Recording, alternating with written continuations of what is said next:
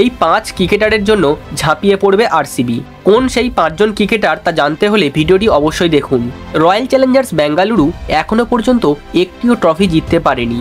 বহুবার কাছাকাছি গিয়েও চ্যাম্পিয়ন হওয়ার স্বপ্ন ভেঙে গিয়েছে। আইপিএল 2025-এর আগে এই বছরের ডিসেম্বরে মেগা নিলাম হওয়ার কথা রয়েছে।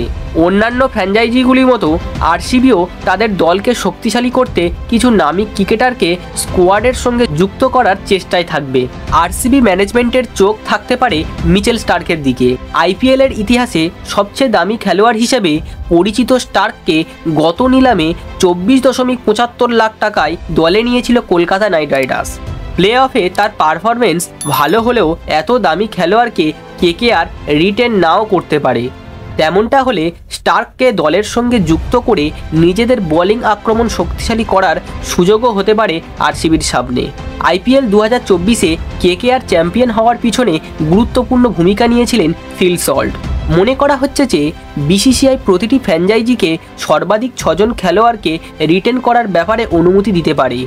এমন পরিস্থিতিতে সল্টকে যদি কেকেআর ধরে না রাখে তাহলে তাকে দলে নেওয়ার জন্য চেষ্টা করতে পারে আরসিবি। তরুণ শ্রীলঙ্কান অলরাউন্ডার দুনিত ওয়ালালাগেও অংশ নেবেন এই মেগা নিলামে।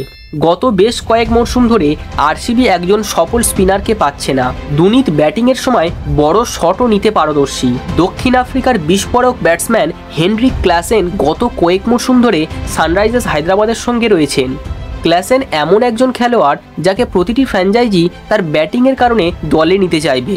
মিডল অর্ডার মজবুত করার লক্ষ্যে দক্ষিণ আফ্রিকার এই ব্যাটারের ওপর বাজি ধরতে পারে রয়্যাল চ্যালেঞ্জার্স বেঙ্গালুরু। বন্ধুরা, এই আপডেট আপনাদের কেমন লাগলো তা অবশ্যই কমেন্ট করে জানাবেন। ভিডিওটি ভালো লাগলে একটি লাইক করে দেবেন এবং এই ধরনের ক্রিকেট নিউজ সবার আগে পাওয়ার জন্য চ্যানেলটিকে অবশ্যই সাবস্ক্রাইব করে দেবেন।